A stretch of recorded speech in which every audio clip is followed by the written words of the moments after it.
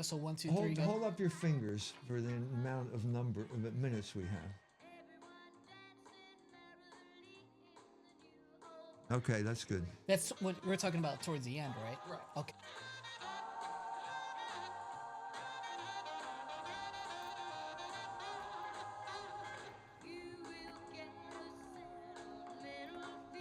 Welcome, everybody. I'm here once again in Indiana with none other than Dr. E. Michael Jones. Dr. Jones, how are you? How have you been? Good. Good to see you, Alex. Thank Glad you so made much. It down. Yeah, it's always a pleasure. Are you getting excited for the Christmas festivities? Yeah. I always we'll get to see family that we don't normally see. Yeah, we're looking forward to it. That's really great. So we're gonna get started. We got some things we want to talk about. Keep things a little bit on the lighter side, on the fun side. But we're gonna also go over some things as well. And I'd like to start off with this idea of what's been happening with the news on translate hate. What's going on here? Can you talk to us about that? Yeah, just 2 days ago, the United States bishops and the American Jewish Committee issued a statement called Translate Hate, which is basically a list of words Catholics are not allowed to say. So, we just have to pause for a moment here and let the absurdity of this concept sink in. How did we get to a point when Jews and bishops collaborate to tell Catholics that they're not allowed to say certain words? And let me be clear here. This is a bishop, the bishop who put his name to it is Bishop Bombera of Scranton, who used terms like sin. We're talking about, this is really heavy duty stuff here. He's rolling out the big artillery here to deal with something that when you get into it is nothing short of preposterous. Now, how do we get in this situation? We got in this situation because for 60 years now, the Catholic Church has been committed to dialogue with Jews. This began when we reach 6 months from now, when we get to May of 2025, this will be the 60th anniversary of Nostra Aetate, which was the document on Vatican II, which dealt with non-Christian religions. Now, the most important part of it, the only part that has ever continued to have any interest is the section on the Jews. And the section on the Jews was trying to be Irenic. The background of this is that there was a Jew by the name of Jules Isaac, who in the 1950s, when he heard that there was going to be a council, went to Pope John the 23rd and started talking about what he called the teaching of contempt. This is his term, and what he means basically is anytime any evangelist, any church father had anything to say that this Jew didn't like, he called it the teaching of contempt. Okay, now the church accepted this concept. This is always significant when you accept categories. Categories are very significant because they organize reality. And if you accept a category, you're accepting a certain amount of baggage that's going with this category. Was it teaching of contempt? Was the Gospel of St. John, for example, expressing contempt for Jews? Was Jesus Christ expressing contempt for Jews in the Gospel of St. John when he said to the Jews, "Your father is Satan"? It's there. You can't change it. It's there. Okay, but was it contempt? Or was it concern? Or was it simply Jesus Christ being honest with people who had decided to kill him? And are we ever going to get around this type of conflict? Well, the problem is the church accepted Isaac's concept of the teaching of contempt. It's in this document, by the way, the one we're talking about now. He handed the idea over to Cardinal Bea, a Jesuit, and told him, well, listen to the rabbi or whatever. Jules Isaac, not a rabbi, but anyway, listen to what this guy has to say. And so at this point, you have this collaboration with, wait a minute, it was the AJC was involved at this point. And the AJC, Cardinal Bea at that point turned this discussion over to a Jesuit by the name of Malachi Martin. And Malachi Martin then started dealing with the AJC, okay, the same organization we're talking about here. And over the course of this time, the AJC basically cut a deal with Malachi Martin where they would, it wasn't just the AJC, but it was the AJC and B'nai B'rith, where they would basically funnel money to Malachi Martin through book deals if Malachi Martin would collaborate with them in changing the church's teaching.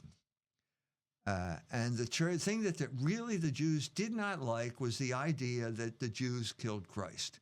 They didn't like that, and they wanted it removed. They wanted this statement reversed. This is the Jewish term called chutzpah. You know, it's the Jewish effrontery that they feel they can do this kind of stuff. And so Malachi Martin collaborated. He got involved in an affair with the wife of Bob Kaiser. Bob Kaiser was the Time magazine correspondent for the Vatican Council, a Jesuit seminarian who left the Jesuits. We're talking about the most important, the most influential commentary on the council at all. Much more powerful than anything. Time magazine was more powerful than any Catholic magazine.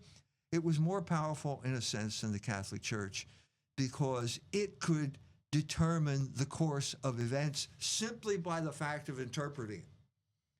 So you deal with really powerful figures here, and the goal is to change the church's teaching, okay, to subvert the council in the Jewish interest.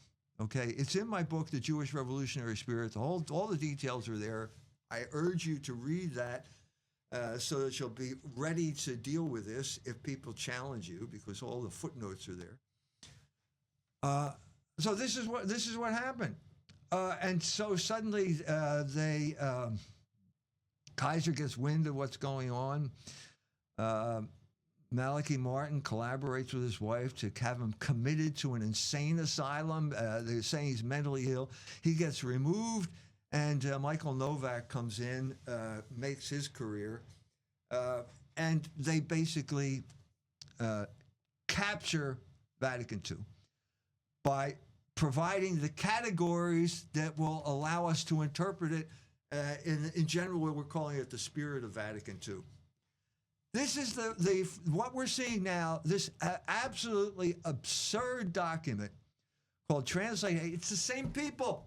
It's the AJC collaborating with the bishops. The AJC that tried to subvert the council in the first place is now collaborating with the Catholic bishops to tell Catholics what they're allowed to say.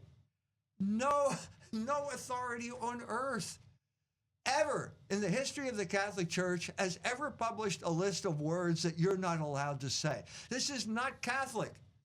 This is thought control. And the fact of the matter is we've reached, because of this thing called Catholic-Jewish dialogue, for 60 years, which has constantly eroded the Catholic faith, one salami slice after another, to the point now where the are imposing their categories on Catholics and telling them what they need to do in order to be considered a good Catholic. But what does that mean? You go through that list, the list is unbelievable. It's at a certain point I started to realize maybe this is satire. Maybe the Babylon Bee is the guy who wrote this up. That's I hope. I don't think it's true. I think, unfortunately, this is an actual document where they are saying things like you can't say the word control. What's today's secret word?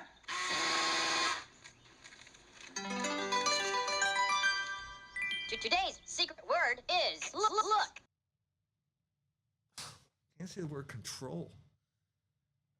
You can't say the word octopus. I'm not kidding. Octopus. I'm having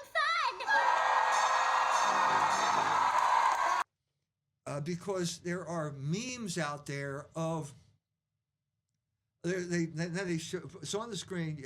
I urge everyone to look at this document. Okay, then right next to that claim, Octopus is a dangerous term. If you use this, you may have to go to confession and tell the priest, Father, I used the word octopus 4 times. And the priest, I don't know what the reaction would be. But anyway, there next to it is a picture of a figure of an octopus with George Soros as its head.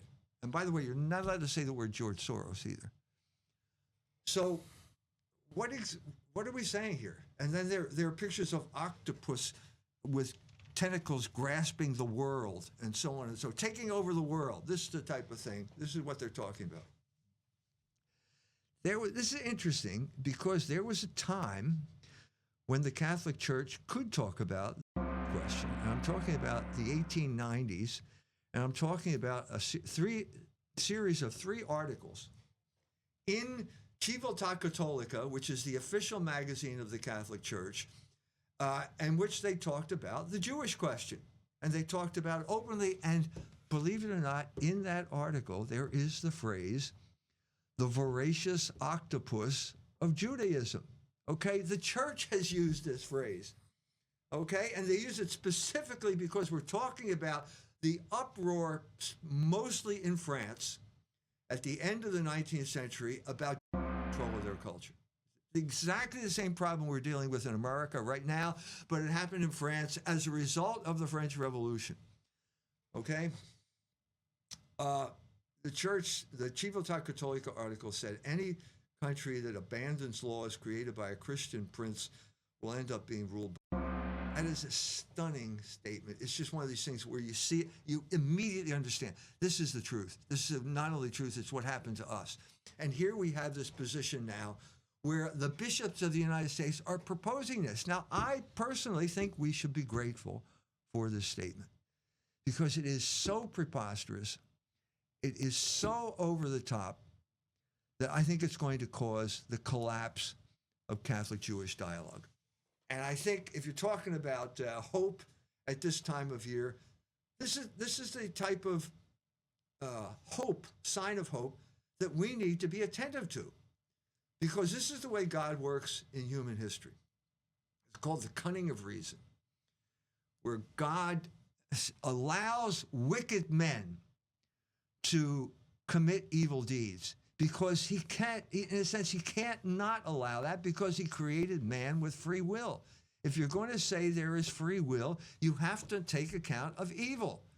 But you can't leave it at that because if you allow evil to triumph, well, then you're not God. Because God is in control of history and God cannot will evil. So what does he do? He brings good out of evil. And the classic expression of that is the story of Joseph in the Bible, in Genesis, where Joseph's brothers commit evil. They sell him, they're going to kill him, but instead of doing that, they sell him into slavery. He ends up in Egypt. Suddenly famine breaks out, in Palestine. The brothers have to come to Egypt to get grain. Joseph is the head of the granaries, and suddenly he reveals himself. This is also a quote. In this book, that shows you how the thing gets twisted. He says, I am Joseph, your brother. Powerful statement. Pope John the 23rd said that to a rabbi. Io sono Giuseppe. Io sono Giuseppe. And it's used here in a totally distorted way. What they've done is this Catholic-Jewish dialogue has pretended that there is no conflict and no evil in history, and that the Jews have no part in any evil in the history, including killing Jesus Christ. And we have been pretending this for 60 years now, with tragic consequences for the Catholic Church and tragic consequences for the world at large, because if the church feels this way, it can't deal with one of the main sources of evil in human history since for 2,000 years, which is the Jewish revolutionary spirit, which is basically this once they killed God, that's the Logos incarnate. They were in rebellion against Logos, which is the order of the universe. They have become revolutionaries. And the church is the duty of the church to stop, to withstand, to oppose this revolutionary activity in human history. the church has a duty to maintain the moral order, which is exactly what I'm talking about. And precisely in 1965, the Jews understood we have a chance to break the Catholic hold, and they broke the Legion of Decency. They broke the production code in Hollywood, and that led directly to pornography, which is a Jewish operation, has always been a Jewish operation. And the church has been silent on this ever since. Church is silent, so the church is talking about the Holocaust now. What about the Holocaust in Gaza that's going on right now? Total silence. Totale Funkstille here. All because of this Catholic-Jewish dialogue. So I think we should be grateful now that the church has issued, the church hasn't done this. One bishop with a committee is bureaucrats.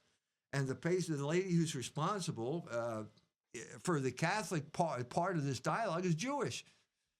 She maybe, I don't even think, I think she's Jewish. She's not converted. She's not a convert. I think she's simply Jewish. Now, this is the type of thing that happens when you allow to control your church. This is the fundamental issue of our age, right?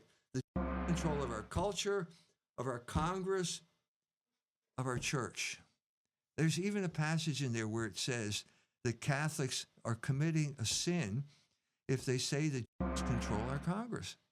No, I'm sorry, but that's, did they see the 54 standing ovations that our Congress gave to Benjamin Netanyahu? That's an objective fact. They did that because IPAC paid them to do that. There is no escaping this. And this issuing something like that is so out of contact with reality, I think, is a sign of hope. I would say it's a sign of hope. It's a sign that God is still with us. But it's up to us to, first of all, say what's really happening, and then to organize resistance against it. Now, this document has not been approved by the bishops. It's going to be submitted to the bishops. I don't understand how any group of bishops could approve a document like this. There's precedent in the past where the Jews have overreached way beyond what is plausible. They did it with a statement by Cardinal Keeler, which is quoted in this document, and they simply, wait a minute, I thought we were going to, no, it never got published. They just were silent. They let the thing drop, and I suspect that's what's going to happen here, especially if Catholics write in and say to their local bishop, what's going on here? Do I have to go to confession if I say the word octopus? Do I have to go to confession if I say, is it a sin? Let's get cut to the chase here. There's lots of blah, blah, blah here about anti-Semitism this and anti-Semitism that. You would think that, I've said it before, Nostra Aetate says the church condemns all forms of anti-Semitism. They never defined it. They didn't define it because everybody at the Second Vatican Council knew that anti-Semitism was racial determinism, biological determinism, and nobody in the church can believe that. It's preposterous. Everybody, at the time of Jesus Christ, everybody had the same DNA. The people who worship Jesus Christ as God and the people who crucified him, they all had the same DNA, so it's preposterous. And so the document then goes on to make the muddy waters even muddier by then claiming that there's no difference between anti-Semitism and anti-Judaism. That's preposterous. The documents of the Catholic Church, there is not one single document in the Catholic Church that is anti-Semitic. Not one, ever. On the other hand, there is not one fundamental document in the Catholic Church, whether it's from the Gospels to the epistles to the Church Fathers, not one document that is not anti-Jewish. The Gospels are anti-Jewish. Every single fundamental document is anti-Jewish. This is what Jules Isaac was talking about when he said talked about the teaching of contempt. That's what he's talking about. Of course the Gospels are anti-Jewish. The Jews killed Christ. What are they supposed to say? What are the Christians supposed to say? Oh, that's great. You can go to heaven. You can go to heaven. We go to heaven by worshiping Jesus Christ. You can go by killing him. Doesn't that make sense? What did Peter say? What did Peter say at the beginning of the Acts of the Apostles? Now they have been strengthened by the Holy Spirit. Now they come back to Jerusalem where they were afraid to be seen in public, and now they're filled with zeal for the gospel. And Peter says to the Jews, you killed Christ. And the Jews are cut to the heart. And then the Jews say, what must we do to be saved? And Peter said, you must be baptized. That's it. That's never going to change. Okay? You can have all the Catholic Jewish dialogue in the world, and that's the fundamental issue that everyone's going to have to confront. The Jews no longer have a covenant with God. That covenant is over. It was bound up with the temple. The Mosaic covenant was bound up with animal sacrifice. They don't have it anymore. The temple has been destroyed, and so they created a new religion, the Talmudic Judaism, which is the religion of today, which has no salvific effect whatsoever. It's worse. It causes moral corruption among the Jews. That's what Heinrich Great said, the father of Jewish historiography. That's the situation. When are we going to get back? I think this is the beginning of the end. This is the end of Catholic Jewish dialogue. It's over. Okay? If it leads to something like this, it is so obvious to everyone that it was a false idea from the beginning. We have to get back to the default setting, which is our enemies. They are enemies of the gospel. They are enemies of the entire human race. That's what Paul said in 1 Thessalonians 2. They are the people that killed Christ. They are enemies of the entire human race. Nothing is going to change that. And so what do we do? What did Jesus say? Well, he said, love your enemies, which means you have to bring them to the truth, which means you want to be saved, you have to be baptized. That's it. That's it. And I think this is the turning point that has brought us back to that moment. Dr. Jones, I love it. This is your brilliance on display. We covered so much, and there's a few things I wanted to kind of bring up as well. You know, we talk about these words, right? And I think a lot of this has to do with this, for all intents and purposes, spell casting. Get out there and do this, get that, support this word, and the repetition. And I think it also has to do with what you're saying about thought control, because if they use the language, these spell words, take like anti-Semitism, that you take this word, this magic word, and there is a magical component to it, but so much of magic has to do with illusion and things that are not real, but they look like they're real. And I think you're right. The more it's talked about in this falsity, it sort of almost gives it life, and it gives it a veneer of merit. But at the end of the day, it means really nothing. And I think you're right about that. As far as the illogical conclusion to this all is, we might as well ban the whole language. Right. And this is the trajectory. And right. You're absolutely. This is exactly what's going on. At the beginning of the church, Paul had to confront Peter about, well, what does it mean to become a Christian? Do you have to get circumcised to become a Christian? Do you have to stop eating pork? Do you have to do these? No. Paul said, no, you can't impose this on people. And he set the precedent where you're not allowed to impose Jewish fables on the Catholic faithful. That is a fundamental principle of the Catholic Church, and it was hammered out at the Council of Jerusalem. When when Paul stood up to Peter after seeing the vision of all of those animals, you can eat them all now. This is the vision. This is the new covenant. This is the new covenant. And what are we doing here? We're returning to the vomit of Judaism, where these people, the enemies of the entire human race, are now coming back and saying, we have the right to create the categories that you have to follow. We have the right to impose our fables, and to show you how powerful we are, we even have bishops who will try to impose these Jewish fables on you to deny you the freedom of the gospel. What's the main Jewish fable of our time? Anti-Semitism. What's oh, by the way, there's a chapter or one of the entries, Holocaust denial. This is a category that is a self-fulfilling prophecy. If you go into the argument and accepting the term anti-Semitism, you will lose, because anti-Semitism means whatever wants it to mean. And as proof of this, in this document, the moment of opportunity where the church could define the term anti-Semitism, guess what they do? They accept the Jewish definition of anti-Semitism from the International Holocaust Remembrance Association or something like that, which is anti-Semitism is a certain perception. Oh, wait a minute. I can't argue with Jewish perceptions. I can't argue with anybody's perceptions. Your perceptions are totally your own.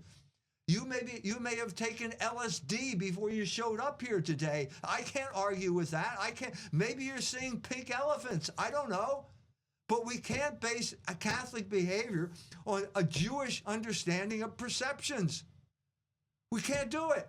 This is exactly what I'm talking about. This is the imposition of Jewish fables on the Catholic mind, and we cannot tolerate that. We cannot accept it. You know, it is true. The word intolerable is quite fitting, because, you know, a lot of this is, you know, just what the hell are we supposed to do? And, you know, I want to talk about the response to this. I think a lot of people are hip to what's been happening and what's going on. And the response, it's interesting, you see it splintered, and especially on X, a lot of it the response to this sort of thing, it's like, okay, we've got this question. So a lot of people, and I think a lot of the secular and the lukewarm and the people who LARP, which is an acronym for live action role playing, LARP around as Christian Catholics, they'll go to the race response, which is, all right, well, what matters to me, understand that all that's going on, but I'm here to protect my country and my white race or my certain race. And that's one of the responses. But yet they like to have the faith as an accessory. And I know we've talked about this much time and again, but I think that's one primary response. Another response is a secular response, where it's just like, okay, well, whatever. I don't believe in anything.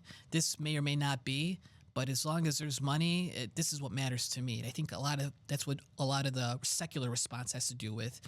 And I think the third, and I think one of them, not that it's just limited to three categories, but I think the third is, and this is what is especially troublesome to me, is the faithful who are so also just as eager for a response, a solution to all of this madness.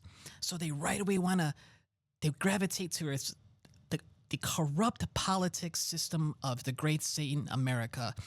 And they're looking for a solution there. They're looking for hope there. And I think they're barking up the wrong tree. And I think this is where we're at as far as some of these responses to all these things. What do you think? Yeah. I just out of the blue, Andrew Anglin is a Nazi. I'm not trying to insult anybody. He's a Nazi. He's a race guy. He publishes stuff on Un's Review using intemperate language most of the time. But he said at one point, he said, if E. Michael Jones were Pope, I'd become a Catholic. Huh? Now, I hate to break it to you, Andrew, but I'm never going to become Pope.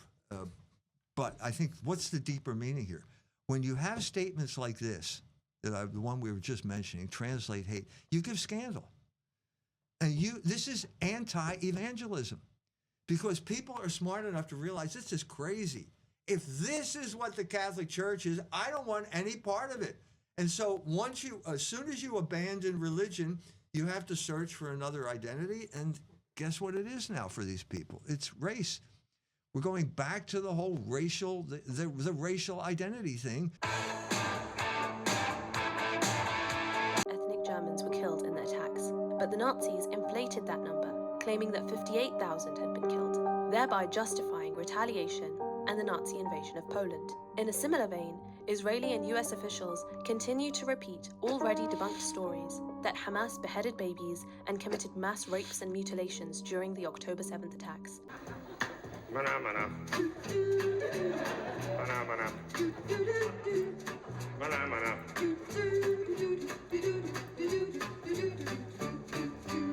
Mana mana mana mana.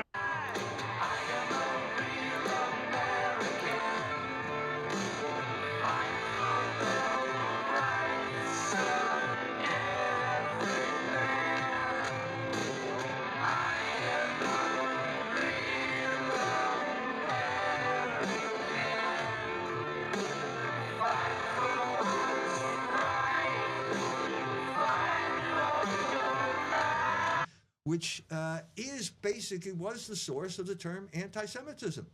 Wilhelm Marr said, it basically came up with the term in 1871. He wrote a book called Der Sieg des Judentums über das Germanentums, the victory of Jewishness over Germanness. And he wanted a racial term because everybody was talking in racial terms. And this is the high watermark of Darwinism and biological determinism. And so let's use it. Well, that's what happens. It becomes a default setting when the Catholic Church gives scandal. And this is scandal. This Bishop Bombera, now, he has no right to impose these categories of the mind on the Catholic faithful. He has no right to impose Jewish fables on Catholics as if they're binding on the Catholic conscience. No right to do this. What is he thinking? I don't know what he's thinking, okay, other than what I can read in the introduction to this thing. But the point is that this Catholic Jewish dialogue has generated this hothouse of ideas that have become so disconnected from reality that this was probably months took to come up with, maybe years to come up with a document this stupid. And during this period of time, no one was able to say, look, this makes look bad. Did you ever think of that, first of all? And it makes the Catholic Church look even worse. What are you thinking? Where are the adults? I mean, again, it's not something the bishops have approved. It's the bureaucracy. There's one bishop who certainly approved of it. Now they're going to submit it to the general bishops, and they probably won't approve it. But the fact that it got this far shows you how sick the Catholic Church is. And I don't want to drive people out of the church by saying that. I want to focus on the cause of the sickness and this Catholic Jewish dialogue. It's that simple. It has corrupted the entire Catholic Church to the point where they can't proclaim the gospel, which is what I said with Peter. What must we do to be saved? You must be baptized. You are the people that killed Christ. If you want to be saved, you have to be baptized. We want you to be saved. We want you to be baptized, but we're not going to allow you to wreck our culture and wreck our church in the meantime because of your rebellion against Logos. That's the part that's missing. That's the part that we have to add to this document. You're absolutely right. And I just don't see it changing. And this is something I pray about. And it's something that, every Sunday when we give out the prayers at church, we say things like we ask the Lord for a return to peace and an end to suffering for all of mankind, but yet we have to use these. We have to tiptoe around the issue. We have to use euphemisms. We have to pretend like this issue doesn't exist. This pink elephant in the room, right? And so many of us would wish that the church would just say things for what it is, but it just doesn't seem to be happening. And it's happening right now. We are talking about it. Once you don't underestimate the power of consciousness. Everything depends on consciousness, because if you don't understand it, you can't act properly. And so I'm saying again, we have to be sophisticated and understand concepts like the cunning of reason. How does God work in human history? God works by turning evil into good, by allowing the evil to reach a point of absurdity, and then the rationality breaks through because the whole idea collapses. I think the same thing is true of the other thing that happened in the week, which was the fall of Syria. Now, there are people who feel that it was a defeat for the axis of resistance, namely Iran and Russia, and it seems that way. But then again, let's look at the bigger picture. The fall of Syria was predicted years ago. It was in the Project of the New Century, where the Jews said we need to conquer all of these countries. They named 7 countries in the Middle East to make the world safe for Israel. And they've all gone, except for one. The only country left is Iran. Okay, but so the big moment, I think, was the invasion of Iraq. They was perceived, Saddam Hussein was the next Hitler. How many times have we heard this? He was the next Hitler. And he had to go, and he had weapons of mass destruction and blah, blah, blah, blah, blah. And so they succeeded. The Jews got what they wanted. They commandeered the United States military. They overthrew Saddam Hussein. And guess what they did? They made the situation worse for Israel than it was before. Saddam Hussein was the main block against Iranian influence in the Middle East. He was the main barrier to the spread of Iranian influence. And when he was removed, suddenly what appears in his place is the Shia crescent, which means that now, after you remove the Ba'athist, which is a secular regime in Iraq, the Shia majority basically determine what's going on there now. And the Shia militias now are collaborating with Iran, which is officially a Shia country, which means now that the Iranians can move missiles through Iraq.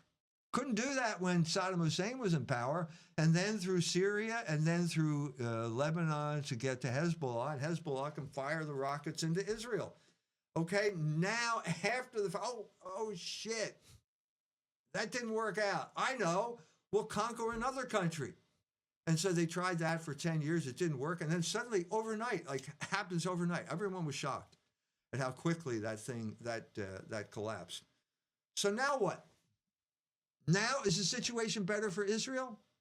Netanyahu has now moved into Syria. He used it as an excuse to take new territory in Syria. And guess what? He moved all the way to 20 miles from Damascus. Guess what's going to happen when he gets to Damascus? He's going to run into Mr. Jilani, who is the leader of the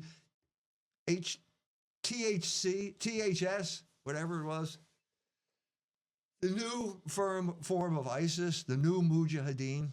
And Jilani is now saying he's going to march to Israel, march to Jerusalem.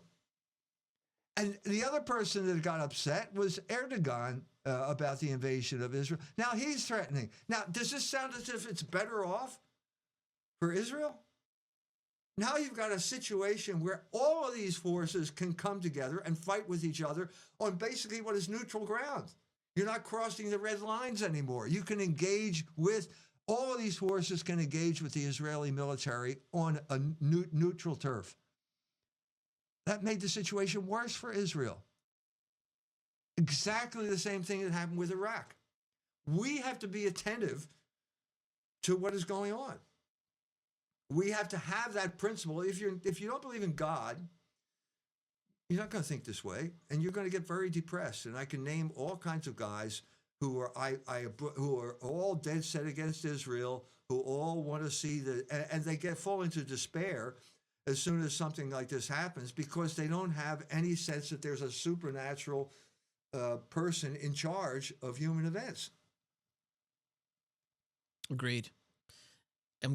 And I think that's what's missing with a lot of the faithless is hope, and this idea that God is in control of human history, as you pointed out multiple times. And this gives way to things like the aforementioned things we've talked about in length, the nihilism, the sense of hopelessness. And then it turns into like this bitter resentment for everything. This is where you just want to say, the hell with the world and all its people. I just want to go to a hut in the forest and live by myself, right?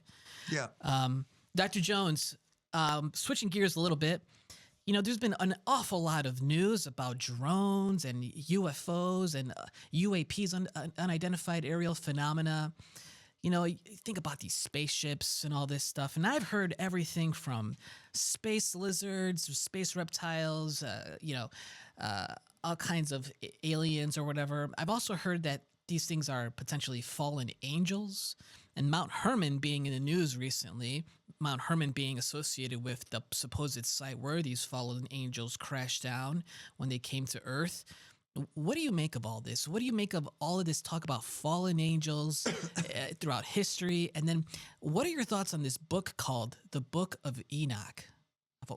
Well, first of all, I think you're on to the real issue. So what if you want to know what happened, it happened with Isaac Newton, the 18th century, when he came up with a new paradigm of physics. And physics now was basically, it's in my book, Barren Metal, the basically metaphysics of Newtonian physics, which is basically, it's love and strife. That's the story that he got. He got it from Empedocles. He called it gravity and inertia. But at this point, things move unless they're stopped. Before, things moved because something was pushing them. And so when you had the universe at that point, well, what's making motion? It has to be something pushing the thing. And so they were angels. We're called angels. Were in charge of pushing the planets around, stuff like that. And that all changed. So you basically banned angels from the universe with Newtonian physics. You also banned, by the way, divine providence, because gravity and inertia make a complete circular motion. And so you don't need anything to intervene. And not only that, nothing can intervene. So God can't intervene because the machine is there and it functions all by itself. It doesn't need God, doesn't need angels pushing things around. Well, this is a vacuum now. You created a vacuum, and nature abhors a vacuum. So once you expel it with a fork, and it comes back again in a different form. And I think that's basically what UFOs are.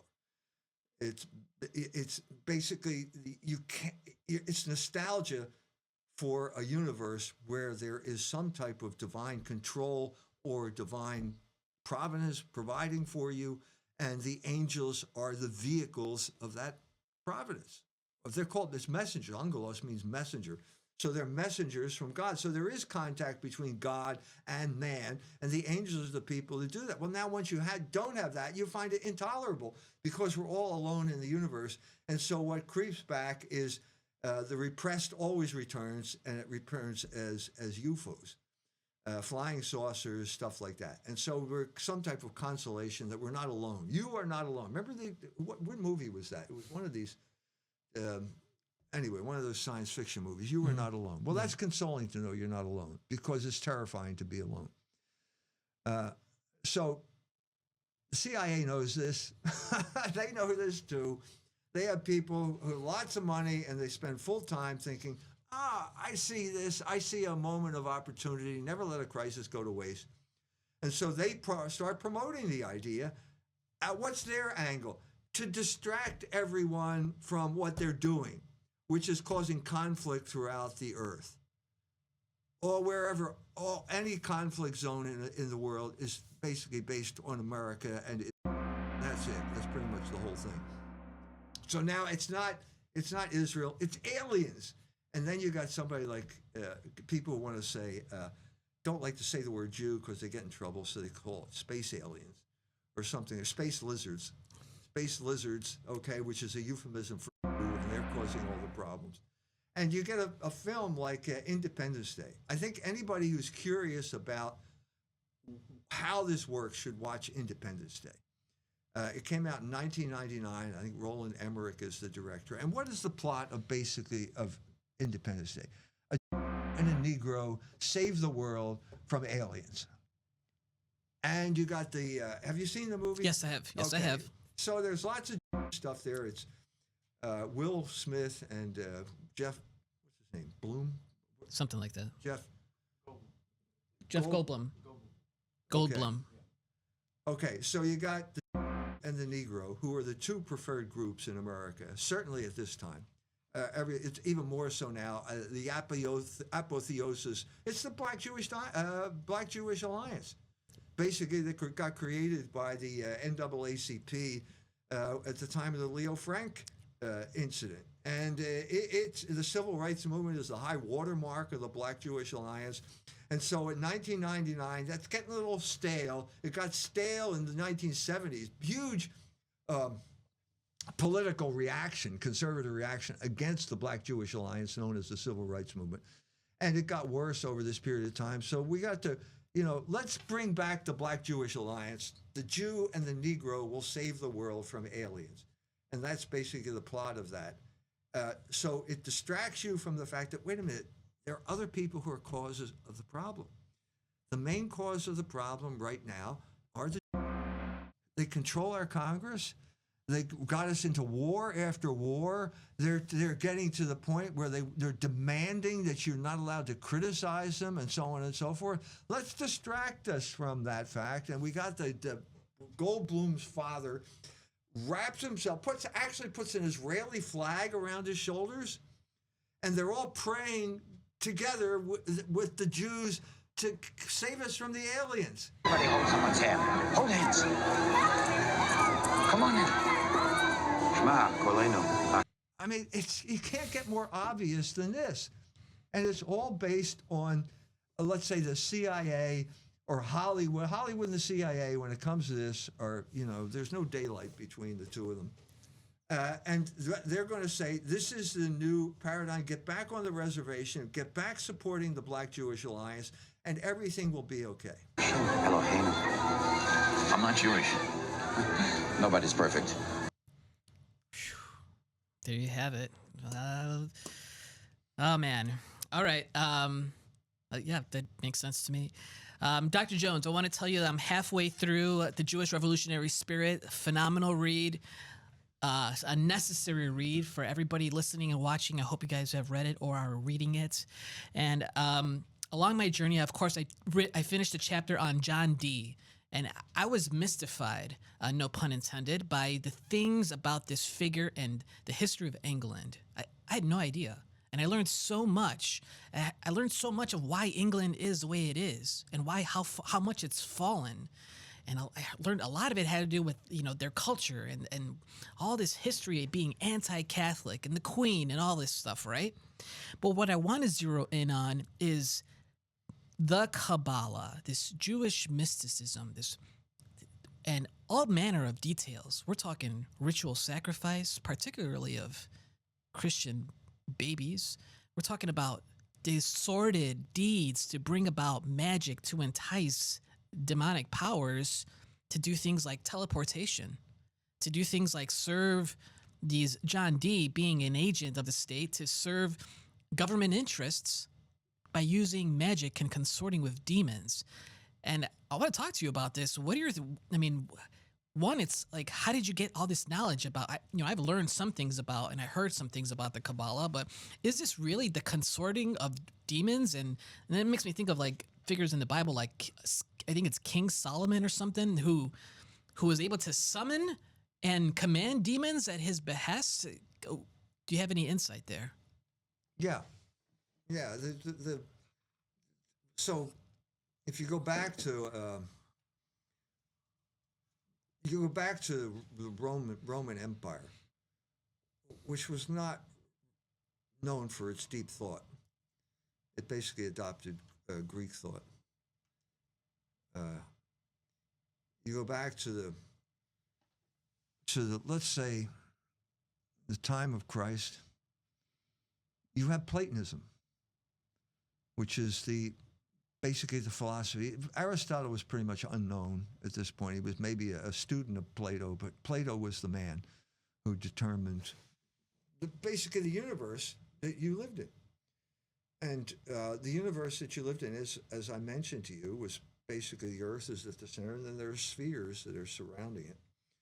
And the question is, God is outside of those spheres. They're crystalline spheres. When they rub together, they make noise, which is music. It's called the music of the spheres. The spheres are pushed by angels. And so this is how God communicates to man. It's through these spheres, emanations. Well, what they didn't realize, people like Philo Judaeus, the the Jewish Platonist in Alexandria, Philo of Alexandria. We don't need it anymore because Jesus Christ became man. God became man, so we don't need spheres. This solves the problem of how do you get from an eternal God to a temporal universe? How does that happen? Don't need those spheres anymore. But some of these people held on to this idea of Platonism. It took a long time before Platonism finally collapsed. I'm saying if you want to know when, I do deal with it in the Dangers of Beauty book. It's basically Giotto. Giotto and Aquinas around the same time realized that we don't need this anymore. This superstructure of Platonism is holding us back because existence now has precedence over essence. Existence calls essence into being. That called forth the greatest breakthrough in art in human history, beginning with Giotto, the Italian artist that followed him. It brought about the creation of science, which was Albertus Magnus, who was Aquinas' mentor in Cologne, started to look at the world now because existence calls forth essence. And if you look at existence, you will discover essence. Now, there were people who didn't want to go along with that. And there were people like Julian the Apostate. His grandfather was Constantine. His grandfather basically allowed Christianity to become the official religion of the Roman Empire. Roman Empire is collapsing. Julian wanted to turn back the clock. And so he reverted to paganism. Now, paganism, what do we mean by paganism? We're talking about Iamblichus now, who is the cut of art, the state of art Platonic philosopher. And at this point, Platonism and magic are the same thing. This is where Platonism went. It went into magic. Magic is basically commanding. It's the opposite of prayer. You're asking God for help. Now you're telling God what to do. This is what magic is. Or if you're not telling God what to do, you're telling what the spirits are. And that was what Neoplatonism became. There's a convergence here. The Council of Florence. We're trying to save Constantinople from being invaded by the Turks. We want to resolve the conflict between the Eastern Church and the Western Church. Cosimo de' Medici invites all these Eastern prelates to Florence. And they bring with a guy by the name of George Gemistos. George Gemistos is the man who understood that whole Platonic magic tradition. And suddenly he's there in Florence, and Cosimo de' Medici wants magic. If you're in finance, George Soros says finance is alchemy, and he's right. And finance is basically, how do I make money out of nothing? And this is what Cosimo was interested in, so he said to Ficino, translate this stuff into Latin. And that's when magic got injected into the bloodstream of the European Holy Roman Empire of the Catholic Church. It was the Medicis that did it. And at a certain point, it starts, this gets transmitted. The guy who comes down from Germany, Reuchlin, which means little smoke, comes down and he takes this magic tradition north of the Alps, and then suddenly it starts to spread. And then the man who picked it up eventually was John Dee in England. Now, at this point, it becomes weaponized because at this point, we have the Reformation, which is one of the most fundamental tragic issues in all of European history. It basically broke Christendom. It turned England into an anti-Catholic Judaizing power. And at the same time, when they broke with the church, they realized they had no legitimacy whatsoever. And once you have a regime with no legitimacy, you have to have a police state. And the police state was created by Elizabeth. In charge of it was Walsingham.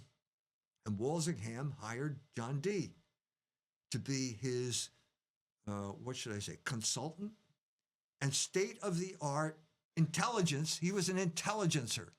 That's what they called CIA agents at that time. He was an intelligencer. And the state-of-the-art intelligence was magic. And that took over the police. And so the idea that John Dee had was he was going to use angels to spy on the Catholics and destroy Catholic power in England. Other people got involved. Marlowe got involved because he's contemporary of Shakespeare, and he decided he didn't like the idea. So anyway, long story short, magic became the official ideology of England. And the man who took it to the next level was Newton, who knew that magic was over. Okay, because the debate between Father Mersenne and Robert Flood, the representative English magic, Mersenne and Descartes just obliterated the English magic tradition. It had to make a comeback, and it made a comeback as science. And Newton was the guy who did it. Someone accurately called him the last alchemist. And I want to circle back real quick. We know we're running out of time, but this goes back to what I said earlier at the start. See, when you connected it, science is essentially magic. And earlier in this conversation, I talked about these magical words, right? That tell the masses how to think and how they perceive reality. 6 degrees of space, right? It's always the words, it's always the numbers, right? Numerology is the whole thing. 6, 6, 6, 6 everywhere, right? All kinds of codes, Masonic codes, 33, right? Our world is surrounded by magic. And it's like, we a lot of us can't see it for what it is, but it doesn't matter because our whether we know or not that it's magic, we give power to it. I think the more we participate, willingly or unwittingly. Right. But science is the best cover for magic that the world has ever discovered. Call it science now, and buddy, science is real. Right. And if you don't believe it, I can show you a sign over in that neighborhood over there. It's right under Black Lives Matter. Science, or maybe it's on top of Black Lives Matter. I don't know, but that's the article of faith of this group of people. Science is real, which means they don't understand what they're doing. When you say science is real, what you're talking about is magic. And this instance of magic was magic. Yep. It was control. Yep. It wasn't science. It was a form of control. That's obviously the flip side of magic as my liberation, my power over. What do you mean when you say you have power? You have power over other men. Well, that's control. And that's what science has become. It's a form of control. This is what C.S. Lewis said. Brilliant book called The Abolition of Man. Best book he wrote. Read it. Best book he ever wrote.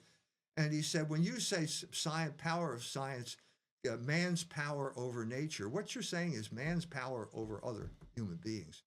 And that is the whole point of science. It's libido dominandi. It's the dominating power. It's the dominating vice. It's the desire to dominate your fellow man, which is the constitution of the city of man. Augustine said there are 2 options: city of man, city of God. These determine all of human history. City of God, love and service. City of man has to be the opposite. What is the opposite? Libido dominandi, dominating other people for your benefit. It's like the difference between Christ and Dracula. Jesus Christ shed his blood so that you can have eternal life. Dracula sheds your blood so that he can have eternal life. These are the options, and the option of libido dominandi is science as a cover for magic. I love it. Dr. Jones, that's a good reminder for your audience. If you haven't read Libido Dominandi, please do.